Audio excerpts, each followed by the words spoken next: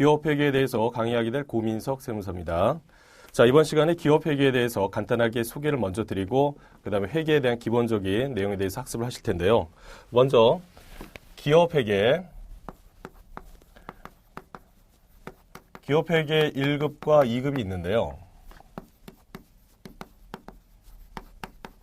2급 둘 다 주관은 한국세무사에서 주관을 하고 있습니다. 국가 공인 자격은 아니고요. 그 한국세무사에서 인증하는 그런 자격이 되겠습니다. 시험에 대한 범위를 잠깐 말씀드리면 1부와 2부로 구성이 되어 있습니다. 그래서 1부는 어떤 내용이냐면 1부는 재무회계를 시험을 보시고요. 재무회계. 그 다음 2부에서는 원가관리회계. 반면에 기업회계 2부에서는요, 2급에서는 1부와 2부로 구분이 되어 있는데, 마찬가지로 1부에서는 재무회계고요, 재무회계. 2부에서는 명칭이 약간 달라집니다. 그래서 원가회계. 요 두 가지에 대한 잠깐 구분을 말씀드리면요. 원가회계다라고 하면은 예를 들어서 요걸 하나 만든다라고 하면 이거 하나 만드는 데 있어서 얼마의 원가가 필요하느냐, 들어가느냐 이런 것들 계산 중심의 내용이 원가회계고요. 반면에 그 기업회계 일부에서 말하는 원가 관리회계다라고 했죠. 그럼 관리라는 개념이 들어갔기 때문에 어떤 의사결정. 예를 든다면 이런 겁니다. 예를 든다면 어떤 특별한 주문을 받았을 때 그것을 수락할 것이냐 말 것이냐, 특별 주문에 대한 수락 여부. 또 하나 시설 투자를 한다라고 하면 이 시설 투자를 어떻게 할 것이냐 말 것이냐, 이러한 내용에까지 포함된 것이 바로 원가 관리액이다라는 거죠. 그래서 기업회계 1급과 2급을 갖다가 잠깐 나눈다라고 하면 시험에 있어서 범위가 좀 더 확장이 됩니다. 재무회계도 깊이도 물론 좀 더 들어가지만 전체적인 범위에 있어서 좀 더 확장이 된다라는 거죠. 그러한 차이가 있다라는 거 먼저 말씀을 드리고요. 그 다음에 기업회계 1급에서는 객관식과 주관식 단답형 문제가 혼합해서 출제가 되고 있습니다. 반면에 2급에서는 전부 다 객관식으로 해서 출제가 되고 있다라는 거죠. 시험 시간 역시 여기서는 80분이고요. 80분. 반면에 기업회계 1급에서는 이게 100분입니다. 100분. 자, 100분 안에 이러한 문제를 갖다 전부 다 계산한다라는 건데, 기업회계 1급에서는요, 실제 시험을 갖다 한번 본다라고 하면 난이도가 좀 있는 편입니다. 난이도가 상당히 있기 때문에 여러분이 기업회계 1급을 시험을 봐서 합격을 하셨다라고 하면 그 나름의 어떤 실력을 검증받을 수도 있다라는 것이죠. 그래서 합격은 어떻게 되냐면 둘 다 마찬가지입니다. 70점. 평균 70점 넘기시면 되는 거고요. 70점 이상. 그래서 시험을 갖다 보신다라고 하면 우리가 합격이 이제 60점 이상 되는 경우와 70점 이상 되는 경우가 있는데 70점 이상 된다라고 하면은 상당히 부담스러운 그런 합격 수준이다라는 겁니다. 그래서 여러분께서 학습하신 이 내용 난이도가 상당히 있다라는 거. 근데 이것도 마찬가지입니다. 난이도가 있는 내용들입니다. 다 그냥 평범하게 공부 학습하셔서 준비하기에는 다소 부담스러운 측면이 있다는 거 먼저 말씀드리고요. 여기에 나온 내용들 하나하나 차근 여러분 걸로 소화하고 학습을 해주셔야 된다라는 겁니다. 그 다음에 이제 또 하나 문제점은 뭐냐면 우리가 이제 재무회계 시험을 보고 있는데 재무회계 시험 범위가 어떻게 되냐면요. 일반 기업회계 기준이 있고요. 일반 기업회계 기준이 있고 그 다음에 한국채택 국제회계기준 KIFRS가 있는데 이 두 가지가 병행해서 출제가 되고 있다는 거죠. 병행해서.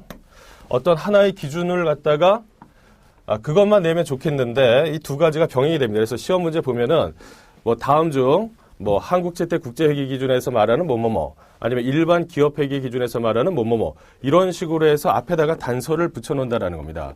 그러면 시험을 보시는 입장에서는 이게 굉장히 좀 부담스러운 측면이 없지 않아 있습니다. 네, 요게 그냥 하나만 놓으면 하나만 공부하면 되는데 그걸 갖다 두 개를 양쪽 비교해 가면서 학습하셔야 되기 때문에 좀 부담스러운 측면은 있지만 일단 여러분께서 일반만 했을 때 한계점을 이 한국채택 국제회계 기준까지 한다라고 하면 좀 더 범위를 갖다 넓힐 수 있다라는 거죠. 왜 이 말씀 드리냐 하면은 지금 현재 그 회계에 대한 기준이 일반 기업회계 기준이 있고요. 일반 기업회계 기준, 그 다음에 한국채택 국제회계 기준이 있는데 상장된 회사 같은 경우는 한국채택 국제회계 기준을 적용을 하고요. 그 다음 일반 기업회계 기준의 경우는 비상장 법인. 물론 일반 비상장 법인 기업 중에서 내가 이거 하고 싶다. KIFRS 적용하고 싶다라고 하면 여기서 적용은 가능합니다. 적용은 가능한다라는 거죠. 그래서 이것만 공부하신다라고 하면 본인이 선택할 수 있는 회사의 범위가 좁아진다라는 겁니다. 좁아진다. 그래서 학습을 하실 때 일반과 그다음에 한국채택 국제회계 기준 이 두 가지를 병행하면서 진행하시는 것이 필요하고요. 그래서 시험을 준비하시는데 다소 약간의 이제 어려움은 있으시지만 어려움이 있는 것만큼 나중에 선택의 폭은 훨씬 더 넓힐 수 있다라는 그런 장점이 있다라는 거 말씀을 드리겠습니다. 그래서 기업회계 1급과 2급이 있는데 우리 교재 구성은 어떻게 되어 있냐면 두 개가 다 같이 하나의 교재로 편집이 되어 있습니다. 따라서 교재 내용 중에서 어떤 것들이 1급에 해당하고 2급에 해당되는지는 제가 강의 때 말씀드리도록 하고요. 교재를 잠깐 먼저 살펴보시면 자, 앞에 보시면은 목차라고 해서 재무회계와 원가회계 파트가 구분되어 있습니다. 첫 번째 이제 재무회계를 보시면 재무회계 챕터 1부터 시작을 해서 23까지 나와 있습니다. 23까지. 자세한 내용은 이제 다시 한번 말씀드리겠지만 간단하게 먼저 보신다라고 하면 기업회계 1급은 처음부터 끝까지 전부 다 내용을 학습을 하셔야 되겠고요. 2급을 준비하신다라고 하면 이 중에서 1부터 9까지 1부터 9까지 정도 9까지 보시고 10까지 1부터 10까지 보시고요. 그 다음에 예전에는 그 10일 이후로는 잘 보지 않았었는데 최근에 이제 출제들이 많이 되고 있어서 이 10일이라든지 그 다음에 16이라든지 뒤에 보시면 18, 19, 21, 23 이런 내용까지도 또 학습을 하실 필요가 있겠습니다. 그리고 원가회계 같은 경우는요. 구분이 아주 딱 정해져 있습니다. 챕터 1에서 16번까지가 회계 2급, 기업 회계 2급 관련돼서 내용이고요. 1급은 전체적으로 다 학습하실 내용입니다. 그래서 1년에 4번 시험 보는 거기 때문에요. 1년에 4회 시험을 보기 때문에 여러분께서 꾸준히 학습하신다라고 하면 처음에 실패할 수도 있습니다. 실패할 수 있지만 계속해서 여러분이 준비하신다라고 하면 충분히 합격하실 수 있는 내용이고요. 그 다음에 본인이 이런 자격을 취득했다라고 하면 이력 관리에서도 굉장히 유리하시고요. 그 다음에 여기 나와 있는 기업회계에 관련된 자격이 재무와 원가가 들어가기 때문에 다른 시험을 준비하시는데도 굉장히 유용합니다. 예를 들어서 3일회계 법인에서 시험을 하고 있는 재경관리사라든지 회계관리 1급, 그 다음에 한국세무사에서 준비하고 있는 전산세무, 전산회계 이런 것들에 있어서 굉장히 디딤돌이 된다는 거죠. 디딤돌. 그래서 가장 큰 건 뭐냐면 회계적인 학습이 완성이 돼야지 다른 쪽으로 세무나 아니면 더 높은 수준의 자격을 취득하기가 용이하다는 겁니다. 지금 학습하시는 이 내용이 여러분에게 틀림없이 그러한 도약의 길을 제공할 수 있을 것이다 확신하고요. 자, 시험에 관련했을 때는 지금 이렇게 간단하게 말씀드리도록 하고요. 일단 교재 구성대로 처음에 나와 있는 게 회계 기초입니다. 기초부터 보실 텐데요. 자, 공부하시는 분 중에서 어떤 분들은 처음에 기업회계 상급부터 해서 차근차근 올라오시는 분들도 계시고 반면에 어떤 분들은 전혀 기초적인 지식이 없는 상태에서도 본인이 1급이나 2급을 준비하시는 경우가 있기 때문에 일단은 강의에 대한 구성을 이렇게 하겠습니다. 처음에 기초 지식이 없다라고 가정을 하고요. 회계적인 내용 처음부터 다 보시도록 그렇게 하고요. 그 다음에 예전에 회계를 공부하신 분들이라 하더라도 제가 강조하는 어떤 회계의 기본적인 마인드가 있습니다. 그 마인드를 갖다가 전달을 해드리고 싶고요. 그러면 훨씬 원가 회계 공부하실 때 그리고 이후에 회계적인 여러 가지 내용들이 파생이 될 텐데 학습하실 때 좀 용이한 부분이 있어서 처음에 기초부터 해서 진행하도록 하겠습니다. 자, 그러면 재무회계를 보시면요. 재무회계. 챕터 1의 회계 원리의 기초라고 되어 있죠. 회계 원리의 기초.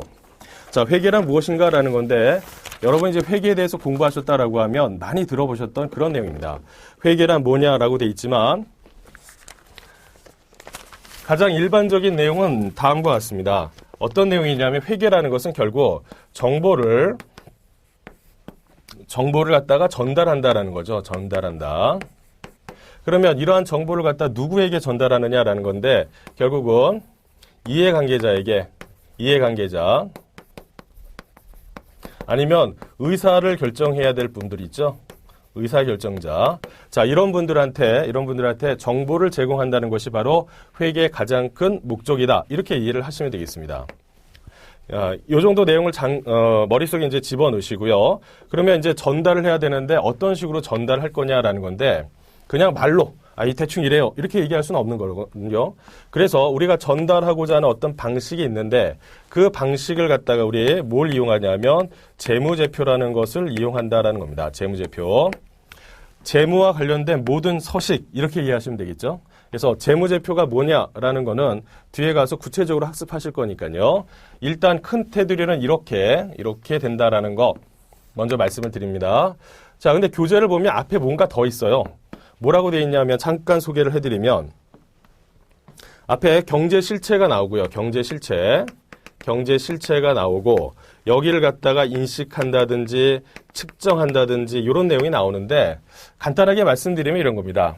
우리가 회사에서 그러니까 우리가 지금 주로 법인 아니면 개인 이런 기업체를 갖다 중심으로 해서 회계 처리하는 내용들이기 때문에 자, 법인이라고 생각해 보시죠. 그냥 쉽게 주식회사다. 자, 그러한 주식회사인데 거기서 어떤 경제적 사건이 발생됐을 때 이게 정보를 갖다가 전달을 해야 돼. 그런 내용인지 아닌지 먼저 어떻게 해요? 확인해야 되겠죠.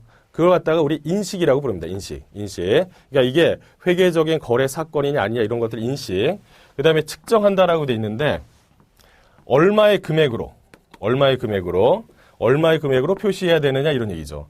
왜냐하면 우리가 전달을 한다라고 할 때 전달하는 방법이 여러 가지가 있습니다.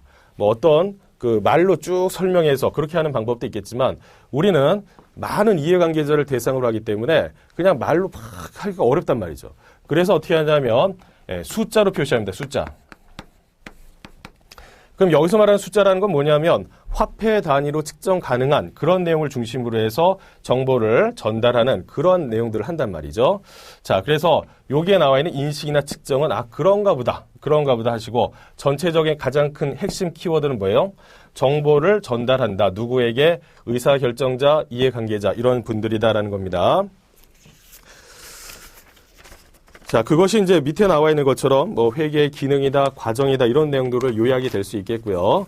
그 다음에 뒤에 보시면 자, 그렇다면 이제 문제는 뭐냐면 전달을 한다라고 했는데 누구에게 전달하느냐? 이해관계자다라고 했는데 도대체 이해관계자 누구니? 라는 겁니다. 누구니? 예.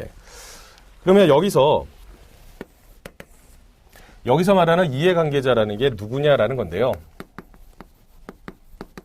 굉장히 다양하게 많이 구성이 되어 있습니다. 많은 구성이 되어 있다. 예를 든다면 주주가 있고요. 주주.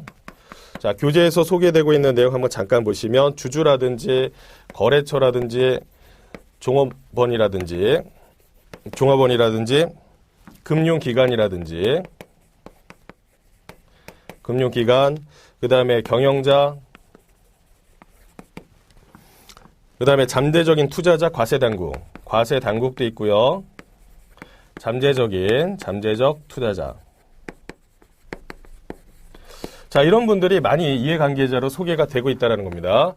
이것은 우리 수업 목적상 대단히 중요하다 그런 내용들은 아니고요. 다만 우리가 개념을 좀 더 파악하면 이게 왜 중요성을 갖는지를 확인할 수 있다는 거죠.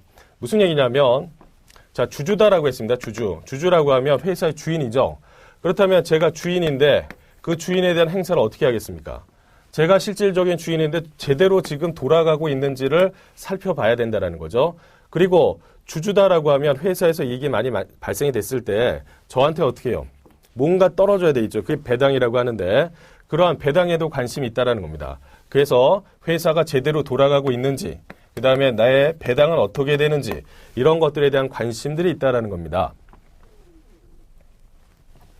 그 다음에 거래처라고 했는데 A랑 B가 거래를 합니다. 거래를 하는 데 있어서 여기가 갑이에요.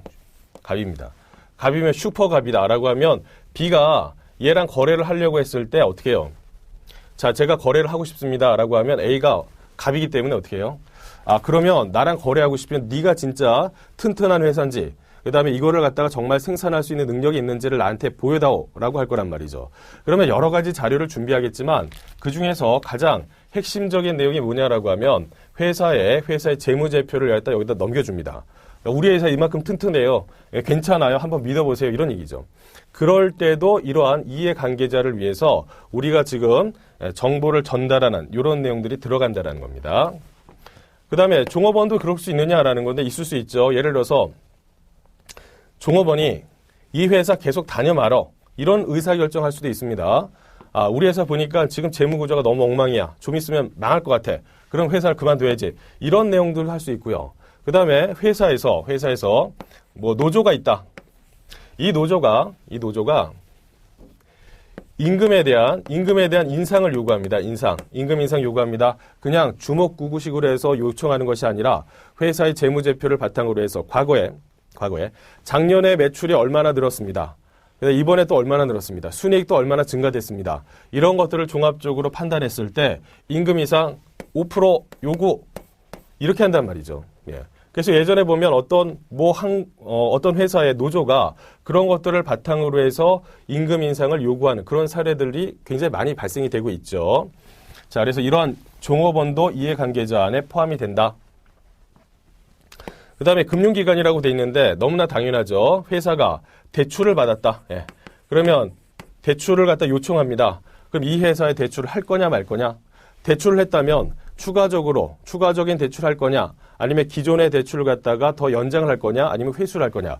이러한 의사결정할 때도 어떻게 해요? 아, 재무제표 띄워오세요 라고 한단 말이죠. 그래서 재무제표를 제출하면 이 회사 건실하네, 괜찮으네. 그렇다면 좀 더 빌려줄까? 아니면 만기를 연장해 줄까? 이러한 의사결정할 때 이런 것들이 필요하다라는 거죠. 그 다음에 경영자는 뭐 더 말할 필요도 없습니다. 회사를 경영한다라고 하면 회사가 어떻게 돌아가는지, 그 다음에 회사가 여러 가지 자금 흐름에서 문제점은 없는지, 그 다음에 경영에 있어서 제대로 성과를 내고 있는지를 판단을 할 것이다라는 거죠. 과세당국은 아주 큰 핵심적인 내용이 뭐냐면 세금을 갖다가 걷어가야 되는데, 징수를 해야 되는데, 세금을 걷어가기 위해서 기본적인 기초 자료가 우리가 회계를 통해서 만들어진다는 겁니다. 그래서 그 만들어진 회계를 갖다가 회계 자료를 바탕으로 해서 세금을 계산하기 위한 또 다른 어떤 세무 조정이 발생이 되는데요. 그렇게 해서 얼마의 세금을 내야 된다라는 것들이 이제 결정이 되겠죠. 그럴 때 쓰이는 것들이 바로 이런 자료들입니다. 그 다음에 지금 현재 이 회사에 투자하진 않았지만 잠재적으로 투자할까 말까. 그 다음에 여러 가지 어떤 제안들을 갖다 받겠죠. 그 제안을 갖다 검토한다라고 하면 어떤 내용들이 들어가느냐. 지금 보시는 우리가 회계적인 개념들이 들어간다라는 거죠. 그래서 이 회사의 재무적인 상황, 경영에 대한 성과, 그 다음에 앞으로의 어떤 전망 이런 것들을 종합적으로 검토하는 그런 이해관계자에 해당이 된다라는 겁니다. 자, 지금 말씀드린 거는 시험에 출제된다? 그런 것들은 아니지만 개념을 파악하는 데 있어서 대단히 필요한 내용입니다. 자, 그래서 이렇게 해서 이해관계자, 그 다음에 정보를 이용하는 분이 누구냐라는 걸 말씀을 드렸는데요. 자, 그렇다면 우리가 기업 활동과 회계에 있어서 어떤 역할을 하고 있느냐라고 되어 있는데 별로 중요하지 않습니다. 별로 중요하진 않지만 여기서 기업 활동과 관련해서 한 3가지 활동으로 구분이 되고 있다는 것만 말씀을 드리죠. 뭐가 있냐 하면요. 영업활동, 그 다음에 투자활동, 그 다음에 재무활동 등이 있답니다. 자, 영업활동, 투자활동, 재무활동이라고 돼 있는데 이거에 대한 구체적인 내용은 사실 현금 흐름표 쪽에서 저보다 상세히 좀 말씀을 드릴 거고요. 우리가 다만 기본적으로 영업과 투자와 재무적인 활동으로 해서 나눈다라는 정도만 그런가 보다. 네, 그런가 보다로만 구분하셔도 충분하겠습니다. 그 다음에 이제 옆에 보시면 회계에 대한 분류가 나와 있는데, 분류. 자, 이 기본적인 분류는요, 사실 크게 정말 중요한 내용이냐라고 하면 그렇지는 않은데요. 가끔 이제 시험에서 이거에 관련된 내용을 갖다가 물어보는 경우들도 있기 때문에요. 잠깐 말씀을 드리겠습니다. 자, 맨 먼저 등장하는 게 재무회계, 관리회계, 세무회계 이런 내용들이 있는데, 자, 이러한 어떠한 차이점이 있고 어떠한 자기의 나름의 특징을 갖고 있는지 잠깐 말씀을 드리면 맨 먼저 소개되고 있는 것이 회계 분류에서 재무회계가 있습니다.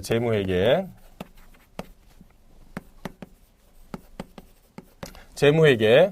그 다음에 이제 밑에서는 어떻게 됐냐면 이제 관리회계가 있고요. 관리회계. 그리고 세무회계가 있습니다. 세무회계. 구성은 지금 이렇게 세 가지로 구분이 되어 있는데요. 먼저 이 중에서 재무와 그 다음에 세무 두 개를 갖다가 먼저 여기서 잠깐 비교를 하면요. 재무와 재무회계와 세무회계를 먼저 잠깐 비교를 해보겠습니다. 먼저 재무회계라고 되어 있는데 재무회계는 기본적으로 이해관계자에게 어떤 의사결정하도록 정보를 제공한다라는 게 기본으로 깔려 있고요. 어떤 내용을 갖다 전달하느냐라고 하면 경영에 대한 성과, 그 다음에 재무에 대한 상태, 이런 것들 위주로 해서 작성이 된다라는 것이죠. 그래서 요 경영 성과 관련했을 때는 포괄손익계산서, 그 다음에 재무 상태와 관련했을 때는 재무 상태표라는 서식을 작성한다라는 겁니다. 그 다음에 이제 세무회계는 뭐냐면 가장 기본적인 내용이 세금을 걷어가는 겁니다. 세금을 징수하기 위한 목적인데, 이 세금을 징수하기 위한 목적뿐만 아니라 또 어떤 내용까지 포함하고 있냐면 조세 정책적인 목적까지 포함을 하고 있습니다.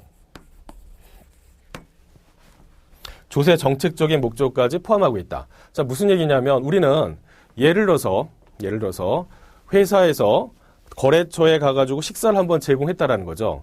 그러면 우리가 이제 나중에 공부하시면은 접대비라고 해서 재무회계에서는 표시가 됩니다. 접대비. 자, 접대비라고 했다라는 거죠. 그래서 금액이 아무리 많아도 재무회계에서는 어떻게 해요? 그러한 목적으로 해서 지출됐다라고 하면 다 접대비로 표시한다라는 거죠. 그런데 세무회계에서는 그러한 접대비를 무작정 전부 다 인정하지는 않고요. 한도가 있습니다. 한도가 뭐 중소기업이냐 그렇지 않느냐에다가 수익금액에 따라서 비례적으로 몇 프로를 적용하는데요. 그러한 한도 규정을 두고 있다라는 거죠. 그러면 얘와 얘의 차이점은 뭐냐면요. 재무회계에서는 접대비에 대해서 특별한 제한을 두진 않습니다. 그냥 회사의 정확한 실체를 파악하기 위해서 이러한 접대 목적으로 지출된 경비가 있다라고 하면 다 접대비로 해서 지출해서 처리를 한단 말이죠. 그런데 세무회계에서는 그걸 무작정 전부 다 인정한다라고 하면 조세 정책적인 목적에서 결코 바람직하지 않다라는 거죠. 회사가 열심히 어떻게 해요? 제품에 대한 개발, 그다음 여러 가지 연구 활동을 통해서 제품을 완성하면 그걸 제대로 팔 생각을 해야지. 어떤 접대 활동을 통해서 뭔가 매출을 유도한다. 바람직하지 않다라는 겁니다. 그래서 일정한 가이드라인을 제시를 하고 있다는 거죠. 그걸 넘으면 한도 초과분에 대해서 인정을 안 해요. 그러한 차이점이 있다는 거죠. 그러면 왜 그러한 차이점이 있느냐라는 건데 근본적으로 보는 시각이 다르다는 겁니다. 다르다. 그래서 여기서는 회사의 정확한 어떤 회계적인 재무적인 실체를 갖다가 접근하는 데 주안점이고 반면에 세무회계 같은 경우는 보시는 것처럼 세금에 대한 징수, 그다음에 조세 정책적인 목적 달성을 위해서 필요한 여러 가지 제한들을 두더라 그런 얘기입니다. 그래서 그러한 내용이 그 4번에 나와 있는 기업회계와 세무회계에 대한 관계로 해서 나와 있고요. 그다음에 재무회계와 관리회계는 뭐 여러 가지 내용이 있지만 뒤에 보시면 이 두 가지의 표로 요약이 될 수 있습니다. 여기에 그 다음 페이지에 보시면 이렇게 해서 요약된 내용이 보이시죠? 이렇게 해가지고 돼 있습니다. 자, 거기에 보시면 재무회계와 관리회계 두 가지 구분이 되어 있는데요. 첫 번째 보시면 목적이라고 되어 있죠. 목적. 자, 목적은 뭐냐라고 되어 있는데 그냥 별거 아닌데요. 별거 아닌데 중요하다고 해서 이제 많은 얘기들이 오고 가죠. 여기는 외부 이해관계자, 그 다음에 여기는 내부 이해관계자를 대상으로 해서 작성이 된다라고 되어 있습니다. 그래서 외부 이해관계자 주로 누구냐라고 하면은 외부 정보 이용자. 자, 외부 정보 이용자 누구냐? 좀 전에 살펴보신 이해관계자에 보시면은 외부 이해자, 과세 당국이라든지, 그 다음에 거래처라든지, 금융기관이라든지, 투자자, 이런 분들을 얘기하는 것이고요. 그 다음에 관리계다라고 하면 주로 어디예요? 내부 정보 이용자한테 제공한다. 그래서 우리 회사의 정확한 원가 계산, 그 다음에 어떤 투자를 할 거냐 말 거냐 이러한 의사결정, 이런 것들은 누구만 알아요? 예, 사실은 내부, 즉 경영자만 일반적으로 압니다. 경영자. 왜? 회사에 있어서 굉장히 중요한 데이터거든요. 그래서 상장된 회사라 하더라도 어떻게 해요? 상장된 회사라도 다른 정보들은 다 공시를 하지만 이런 관리회계 측면은 공시를 안 해요. 아무리 눈 씻고 찾아봐야 전체 토탈 금액은 나와 있지만 그거에 대한 세부 항목, 각 항목은 안 나옵니다. 그래서 왜 그러느냐? 그만큼 중요하기 때문에 그렇죠. 그래서 여기서 일단 구분하셔야 되는 거는 누구를 대상으로 하느냐? 여기는 외부, 여기는 내부, 이런 것들 기본적으로 그냥 내용을 보셔야 되겠고요. 그 다음에 보고 양식에 있어서도 서로 약간 차이가 있습니다. 재무회계는 주로 재무제표를 중심으로 해서 작성이 됩니다. 재무제표. 자, 재무제표에 뭐가 있는지는 다음에 다시 한번 말씀드리도록 하고요. 일단 재무와 관련된 모든 서식이다 라고 생각하시고, 반면에 관리회계는 어떤 특수 목적의 보고서 등이 등장을 합니다. 보고서. 그 다음에 이제 보고 대상은 좀 전에 말씀드린 것처럼 그런 것들이고요. 시간적 관점이라고 해서 그렇게 중요한 건 아니지만 이런 얘기입니다. 재무회계는 과거의 사건에 대한 결과만 어떻게 해요? 정리해서 보고하는 측면이 있고요. 반면에 관리회계 같은 경우는 어떻게 해요? 할 거냐 말 거냐, 투자할 거냐 말 거냐, 특별에 대한 주문을 받을 거냐 말 거냐, 이런 것들이기 때문에 주로 미래지향적이다라는 표현들을 쓰고 있다라는 거죠. 아, 그런가 보다. 여긴 과거, 여기는 미래. 이 정도. 보고 시점은 크게 의미가 있는 것은 아니고요. 보통 이제 재무회계 같은 경우는 1년 단위로, 그래서 연차 보고서를 작성한다라고 하고요. 반면에 관리회계 같은 경우는 시시때때로 1, 월, 분기별로 돼 있는데 위에 경영자가 필요하다라고 하면 그거에 맞춰서 작성이 돼야 된다는 것이죠. 원칙에 대한 유무에 보시면은 여기는 어떤 기준이 있습니다. 법칙, 법, 이런 내용들이 들어간다라는 거죠. 법적 강제력이 있다라는 거. 반면에 관리회계는 그런 내용이 안 들어갑니다. 그래서 재무회계를 공부하시면 모든 교재가 다 똑같아요, 사실. 그거에 대한 명칭이라든지 회계 처리에 대한 방법이라든지 이런 것들이 다 똑같습니다.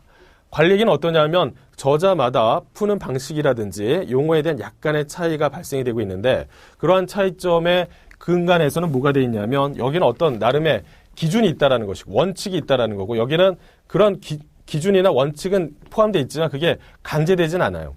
그래서 이러한 차이점들이 발생이 된다. 이렇게 좀 이해를 해 주시고요.